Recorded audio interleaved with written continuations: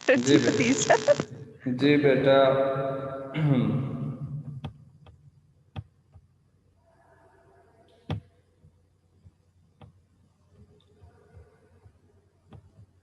जी बेटा, आज का हमारा जो टॉपिक है वो है energy stored in an inductor. Inductor की डेफिनेशन मैंने कल आपको बता दी थी। इंडक्टर उसी कॉइल को कहते हैं जिसको आपने पहले प्राइमरी फिर सेकेंडरी कॉइल कहा, और जब उसमें से करंट आप गुजारते हैं उसमें ही यानी सेल्फ इंडक्शन होती है। सेल्फ इंडक्शन की वजह से क्या होता है कि एक इंड्यूस्ड ईएमएफ प्रोड्यूस होती है, जो कि सोर्स ईएमएफ को क्या करती है, रेजिस्ट करती है। इस वजह से हमने उसको बैक ईएमएफ कहा था। ये एज ए रेजिस्टर वर्क करता है और इसमें एनर्जी भी स्टोर करवाई जा सकती है। और इनफैक्ट हर एक इंडक्टर के अंदर एनर्जी स्टोर होती है। उसको पहले एक्सप्लेन करना पड़ेगा, इसलिए आपको इस टॉपिक की सबसे पहले इंट्रोडक्शन के बारे में बताना पड़ेगा। तो इंट्रोडक्शन में हम लिखते हैं, हमने लिखा हुआ है कि when current is produce in an inductor, कि आप जब किसी इंडक्टर को करंट यानी आपने एक सोर्स दिया, उस सोर्स की वजह से क्या हुआ, उसमें मैग्नेटिक फ्लक्स चेंज हुआ। मैग्नेटिक फ्लक्स के चेंज होने की वजह से उसमें एक करंट पैदा होता है जिसको आपने इंड्यूस करंट का नाम दिया था। वो करंट किसकी वजह से पैदा हो रहा है? वो बेसिकली मैग्नेटिक फील्ड की वजह से पैदा हो रहा है। इसका मतलब है कि आपने उसको इलेक्ट्रिक फील्ड दी, इलेक्ट्रिक फील्ड मैग्नेटिक फील्ड में कन्वर्ट हो गई, उस मैग्नेटिक फील्ड की वजह से उसमें करंट प्रोड्यूस हुआ। अब मैग्नेटिक फील्ड में अगर करंट प्रोड्यूस हो रहा है, मैग्नेटिक फील्ड की वजह से करंट तब प्रोड्यूस होता है जब आप उसको कोई ना कोई एनर्जी प्रदान करें। इसका मतलब है कि इलेक्ट्रिक फील्ड जो हमने अप्लाई किया था यानी सोर्स ईएमएफ, उसने उसमें मैग्नेटिक फील्ड प्रोड्यूस करवाई, उस मैग्नेटिक फील्ड में कुछ एनर्जी स्टोर हुई, उसने वो करंट प्रोड्यूस किया जिसका नाम आपने इंड्यूस्ड करंट रखा हुआ है। ठीक है। When current is produced in an inductor, electrical potential energy is converted into magnetic energy, ठीक है, which is stored in the magnetic field inside the inductor. क्योंकि करंट जो है वो मैग्नेटिक लाइन ऑफ फोर्सेस की वजह से हैं जो कि इनसाइड मूव कर रही हैं। इस वजह से हमने उसको कहा कि उसकी स्टोरेज भी उसके इनसाइड द कंडक्टर हो रही होती है। दिस एनर्जी इज रिलीज्ड, ये एनर्जी कब जाहिर होती है? When the inductor current and it's associated magnetic field decrease.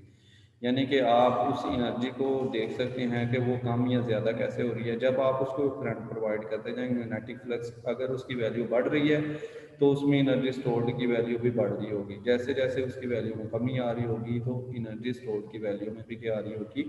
कमी आ रही होगी।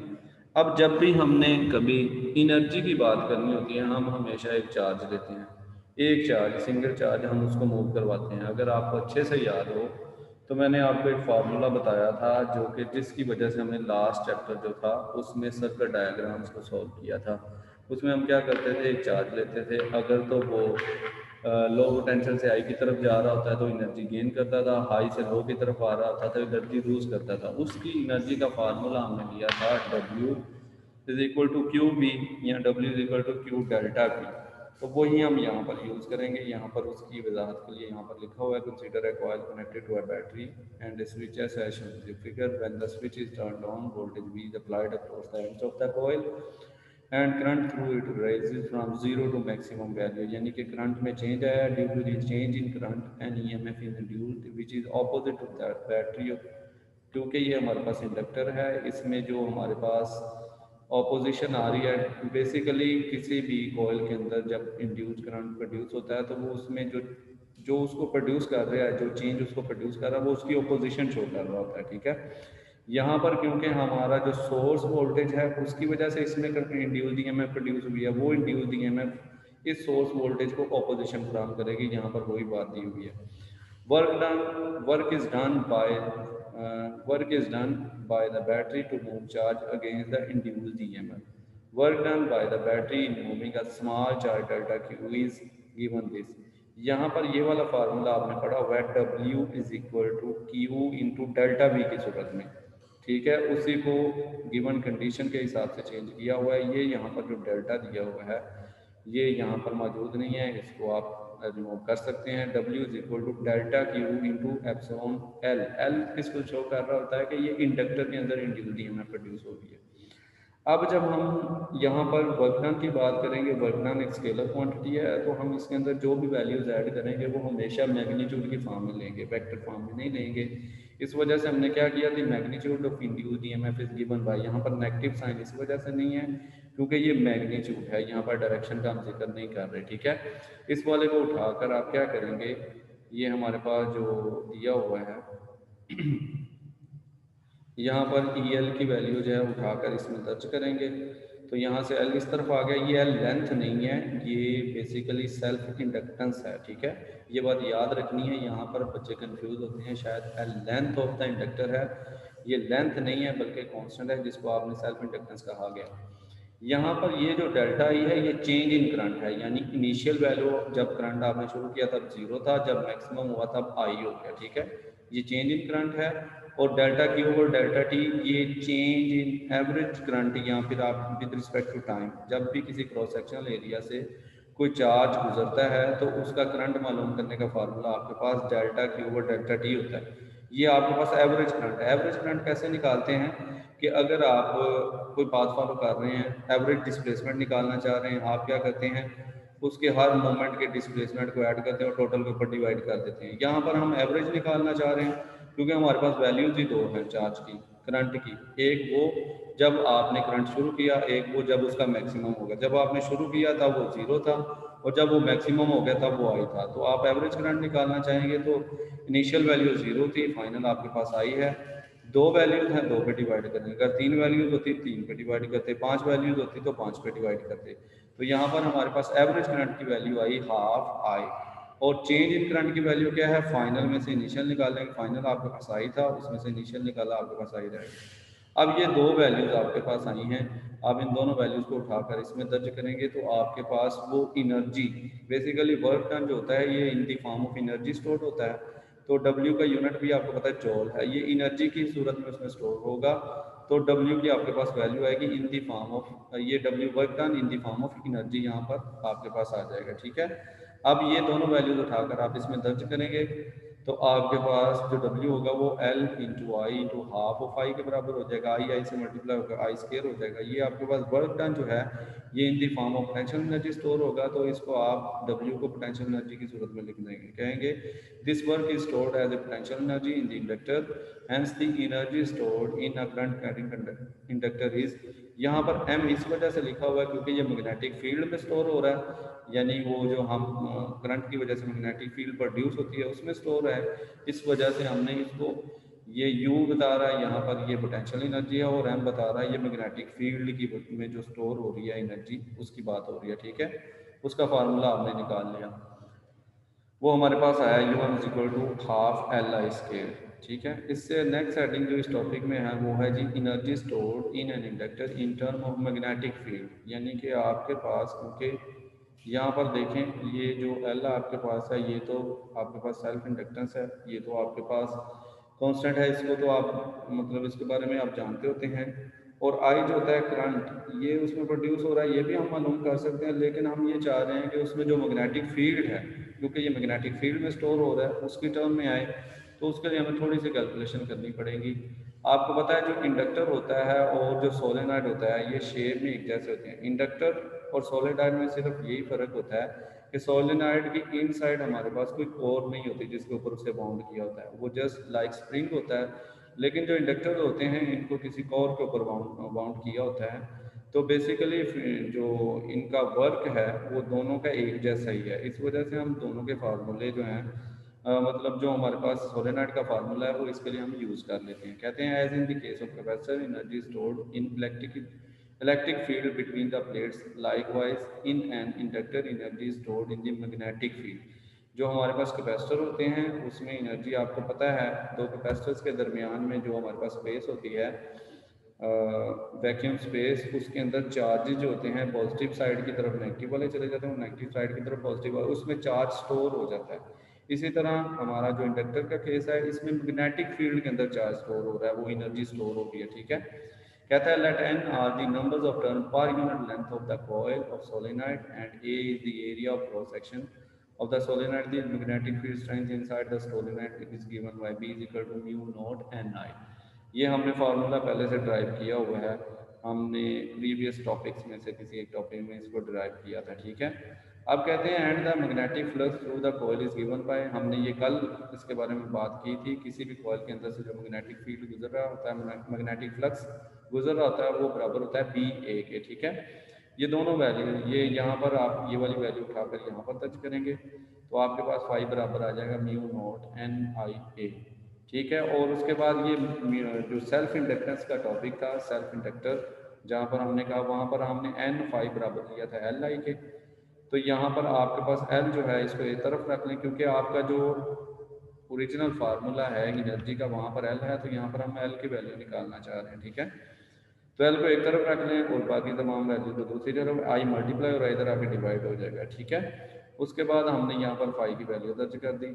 फाई की वैल्यू दर्ज करने के बाद यहाँ पर ये जो ये हमारे पास एन जो है ये नंबर ऑफ टर्न्स को ज़ाहिर कर रहा होता है, इसको आप एन एल लिख सकते हैं, number of turns per unit length.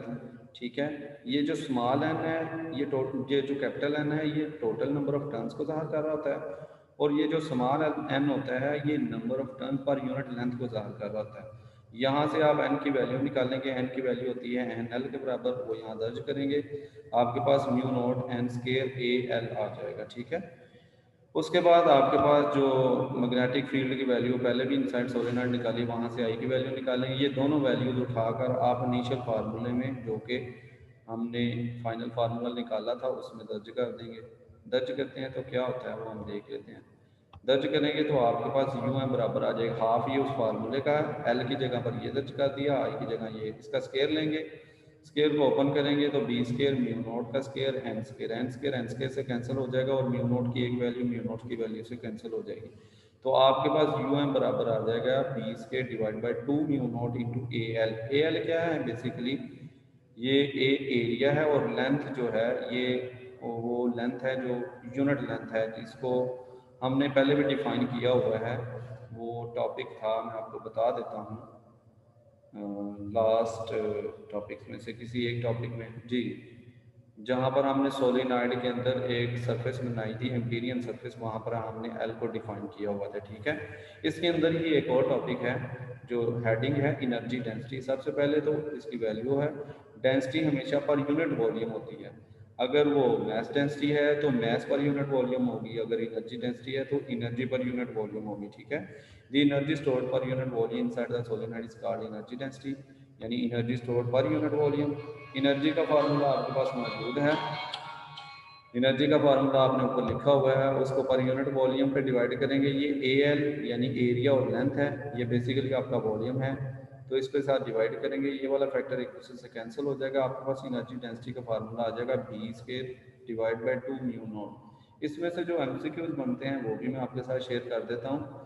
इसमें से जितने भी एमसीक्यूज बनते हैं वो सीधे ही यानी कि आपसे एमसीक्यूज बाय बोर्ड पूछ सकता है जी एनर्जी डेंसिटी का फार्मूला क्या होता है, या वो आपसे पूछ सकता है कि आप बताएं जो एनर्जी स्टोर्ड इन इंडक्टर होती है उसका फार्मूला क्या है। इन टर्म ऑफ बी पूछ सकता है या इन टर्म ऑफ एल आई पूछ सकता है, तो आपको वो याद होना चाहिए, इसमें से कोई घुमा फिरा के एमसीक्यूज नहीं पूछता। ठीक है, हमेशा याद रखें, आपके लिए ये तब ही आसान होगा जब आप इसको अच्छे तरीके से समझ लेते हैं। अगर आप इसे अच्छे तरीके से समझ नहीं लेते आप इसको याद नहीं रख सकेंगे। ये बेसिकली आपको याद होना चाहिए एनर्जी डेंसिटी का formula, in term of B आपके पास एनर्जी का फार्मूला आपको याद होना चाहिए, और उसके बाद ये फार्मूला इसमें से जो अगर कोई शॉर्ट क्वेश्चन पूछेगा भी वो डेफिनेशन के लिहाज से पूछेगा, एमसीक्यूज के लिहाज से पूछेगा तो इस तरह पूछेगा, और बाकी ये लॉन्ग क्वेश्चन में पूछेगा तो फिर आपको ये पूरा टॉपिक लिखना पड़ेगा। ठीक है, अब हम चलते हैं आपकी क्वेरीज की तरफ। तो मैं रिकॉर्ड जो है उसको करवाता हूँ।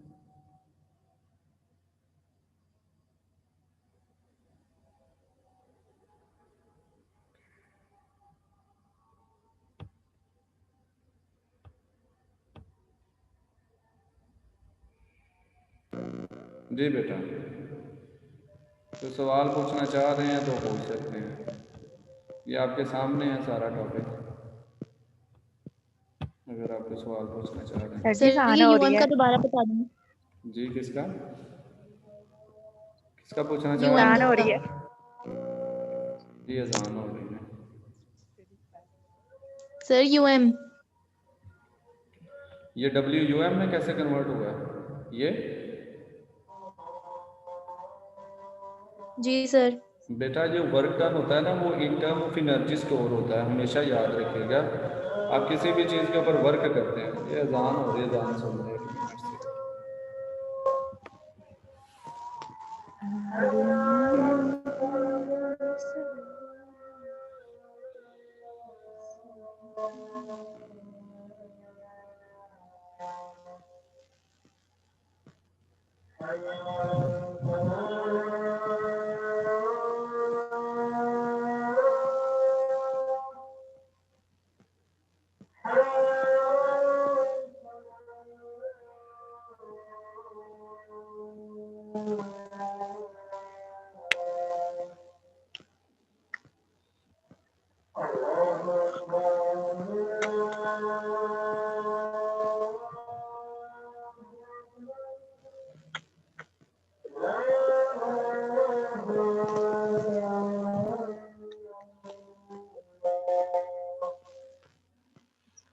अच्छा जी बेटा, बात सुने।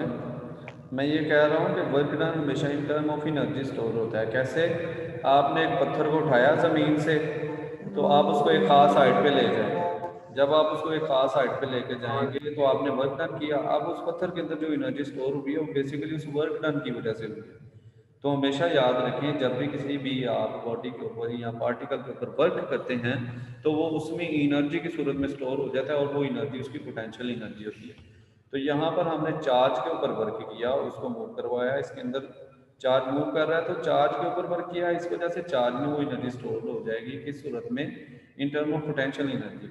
और ये एनर्जी किस में जाकर स्टोर होगी, उसके मैग्नेटिक फील्ड के अंदर। जब तक वो रहेगा तब तक उसमें वो एनर्जी मौजूद रहेगी। जैसे उसकी मैग्नेटिक फील्ड से बाहर निकलेगा, उसकी एनर्जी जो होगी, जो उसमें स्टोर हुई है, वो ख़त्म हो जाएगी। यहाँ पर ये भी लिखा हुआ है, मैंने बताया था, यहाँ पर हमने कहा था कि this energy is released when the inductive current and it's associated magnetic field decrease. जैसे जैसे वो कम होगा ये एनर्जी कम होती जाएगी। ठीक है, अगर और कोई सवाल है तो पूछें।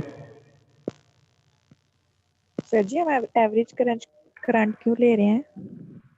बेटा delta Q over delta T को सॉल्व करने के लिए हम उसका एवरेज करंट ले रहे हैं। Thank you. और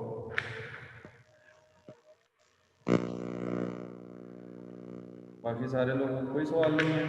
सर जी एमसीक्यू शेयर कर दें।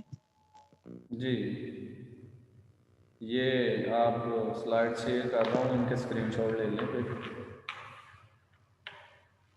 सर जी एमसीक्यू शेयर कर दें। किसके एमसीक्यूज? ये जो है energy stored in an conductor.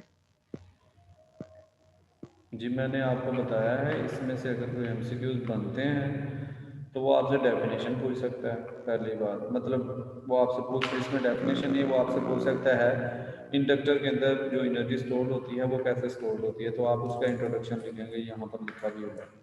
उसके बाद वो आपसे पूछ सकता है कि आप बताएं कि उसका फार्मूला क्या होता है इन टर्म ऑफ इंडक्टेंस। इंडक्टेंस के बारे में पूछेगा तो आपने ये वाला फार्मूला लिखना है जो यहाँ पर फाइनल आया। और फिर वो आपसे पूछ सकता है जी अच्छा इंडक्टेंस के फार्मूले, फिर आपसे पूछ सकता है इन टर्म ऑफ मैग्नेटिक फील्ड आप बताएं। तो इन टर्म ऑफ मैग्नेटिक फील्ड बताने के लिए आप ये वाला जो इसका लास्ट फार्मूला है यहाँ पर आखिरी स्लाइड में, ये वाला फार्मूला आप लिख सकते हैं। फिर आपसे वो एनर्जी डेंसिटी का फार्मूला पूछ सकता है, एनर्जी डेंसिटी का फार्मूला नीचे दिया हुआ है जी। सर जी जो अल्टरनेटिंग करंट होते हैं जी इंडक्टर्स, वो उसमें कैसे बिहेव करता है वो यहाँ पर हमने पढ़ा।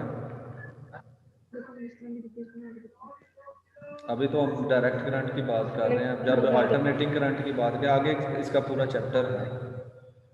ठीक है, जब अल्टरनेटिंग करंट की बात करेंगे तो वहाँ हम इसको डिटेल से बता देंगे। सर जी एक सर और भी इससे एमसीक्यू। स्लाइड दिखा दें, जी बेटा, इससे पीछे वाली स्लाइड।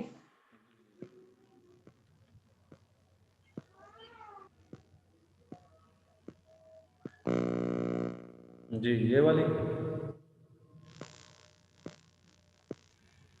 नो सर, इससे आगे वाली। यही है बेटा आगे वाली। मैं नहीं, शुरू फिर से से कर पीछे रहा वाली ही हूँ। होगी। ये देखें, यहाँ से स्क्रीनशॉट ले लें जल्दी से, फिर आपकी अटेंडेंस भी लगानी है, टाइम शॉर्ट रह गया। सर आगे वाली स्लाइड दिखा दें। जी बेटा, आगे वाली ये लें।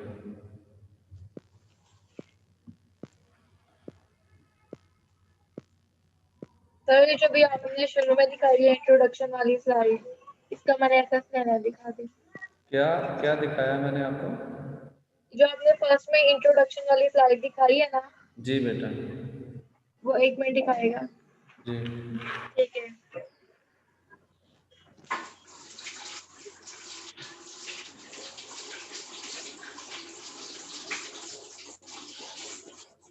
ये घर का किचन बंद करें बेटा। सर जी, वो ये जो म्यूचुअल इंडक्शन है, जी बेटा। सर जी ये लिखा हुआ है mutual induction has a practical role in the performance of the. Sir जी प्रैक्टिकल रोल इसका क्या है? कहाँ पर लिखा हुआ है? मुझे भी तो बताओ। सर जी वैसे ही वो पूछ रही हूँ, वो कहाँ पर लिखा एमसीक्यूज हुआ में, है? एमसीक्यूज में सर जी। कौन सा एमसीक्यूज? आपकी बुक का एमसीक्यूज है? जी तो अभी तो मैंने वो डिस्कस ही नहीं किया। जब डिस्कस करेंगे तो फिर पूछिएगा। सर जी म्यूचुअल इंडक्शन के बारे में है। क्या है सवाल, पूछो। वो लिखा हुआ है mutual induction has a practical role in the performance of the of the. Radio option तो चौक। बोलो। हाँ, radio choke, transformer, AC generator या डीसी जनरेटर। बेटा ट्रांसफार्मर में इसका म्यूचुअल इंडक्शन का सबसे ज़्यादा रोल होता है। उसमें क्या होता है कि एक कॉइल के अंदर आप मैग्नेटिक फ्लक्स चेंज करते हैं दूसरे में। और बेटा ये पहले किचन बंद करें, बताता हूँ। जो हमारे पास ट्रांसफार्मर होते हैं ना, जो आपके घर में लाइट आ रही है उसमें वोल्टेज शो हो रही होती है 220 वोल्टेज शो हो रही होती है, ठीक है। लेकिन जो पीछे से वोल्टेज आ रही है वो 11 केवी होती है। 11 केवी का मतलब 11,000 वोल्टेज।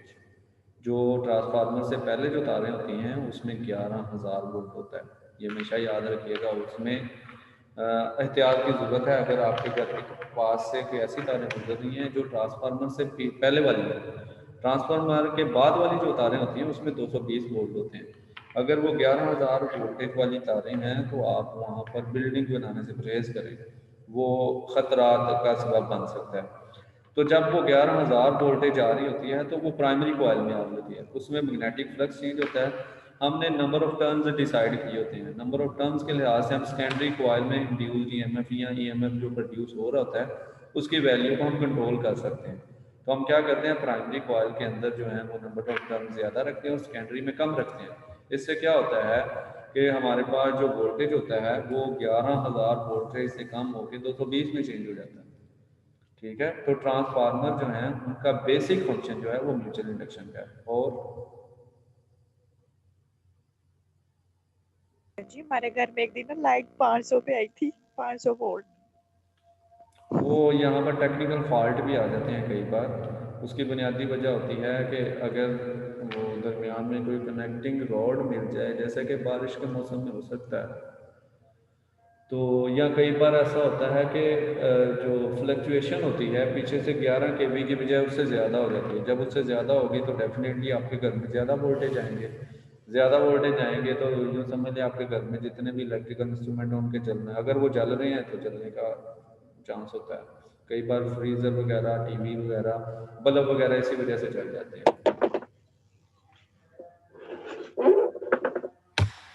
जी और कोई सवाल?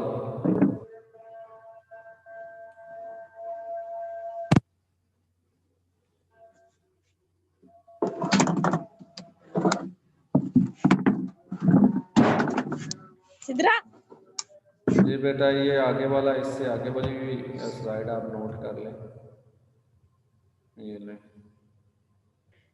सर कोई होमवर्क तो नहीं करना ना? बेटा आज आप होमवर्क जमा करवाएं, मंडे से लेकर फ्राइडे तक आपको होमवर्क दिया करूँगा। अच्छा ठीक, अगर करा कॉलेज दिया वाले है। अलाउ करेंगे सर जी असाइनमेंट बता तो दें। जी असाइनमेंट की नहीं बात सर कर कह रहे रहे हैं हैं। अभी नहीं करनी, वो पहले मैं कर तो लिया आपको था। जो टॉपिक करवाया करूँगा ना, उसी जी, से उससे रिलेटेड related। न्यूमेरिकल दे दिया करूँगा। सर आपने अब तक सिर्फ 4 न्यूमेरिकल्स ही दिए थे ना करने वाले। जी बेटा, वो असल में assignment। मेरे लेक्चर ही 2 हो गए ना आपके साथ। जी 2 लेक्चर्स में मैंने न्यूमेरिकल दिए थे। बाकी आज जो लेक्चर है, अगर आपका दिल कर रहा है कि आप ज़्यादा नहीं नहीं सर, गर्मी, बिल्कुल भी दिल नहीं चाह रहा। हाँ नहीं, इंशाल्लाह मंडे से लेकर फिर ऑनवर्ड वो बाकायदा या शेड्यूल बना के आप ये बंद करें। हबीब अल्लाह, ओ बेटा ये बंद करें, नहीं तो मैं आपको म्यूट कर रहा हूँ। या रसूल अल्लाह। गिरे अब जो मर्जी।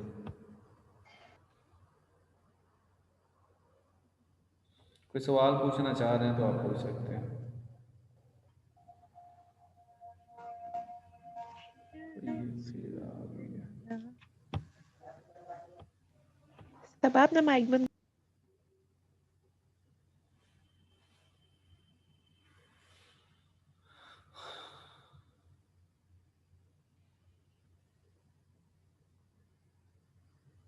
जी किसी का और सवाल है तो पूछ सकते हैं आप, नहीं तो फिर मैं अटेंडेंस की तरफ मूव करूँगा। इससे अगली वाली स्लाइड देख लें और उसके बाद मैं अटेंडेंस लेने लगा हूँ।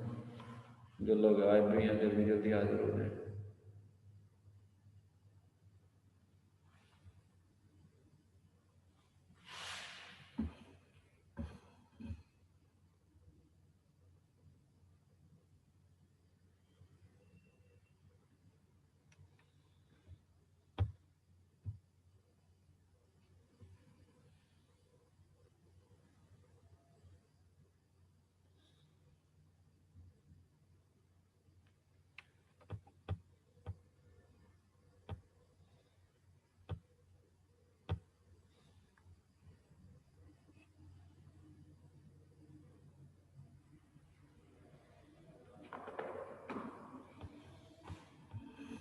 सर जी सुन लें।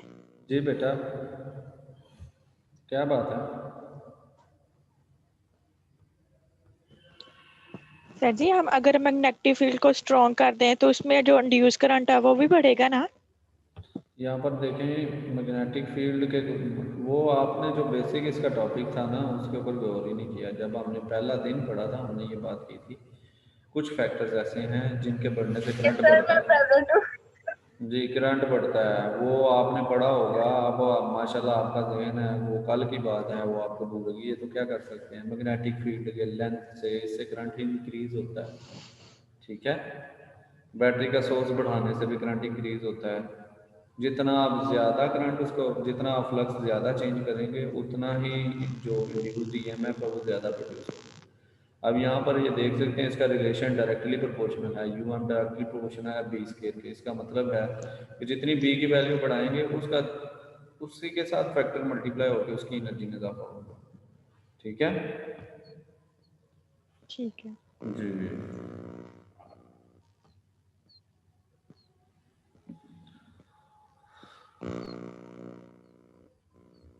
जी अगर कोई सवाल है तो आप पूछ सकते हैं।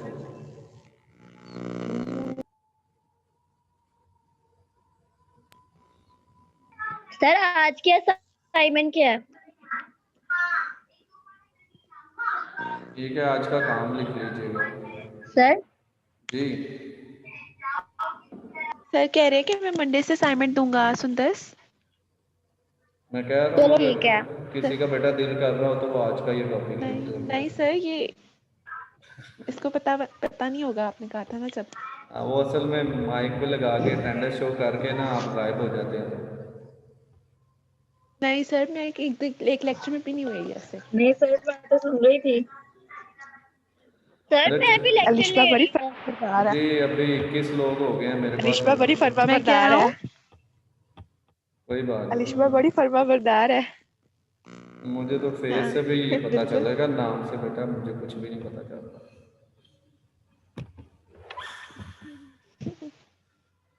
चलें ठीक है, अगर आपको कोई सवाल नहीं है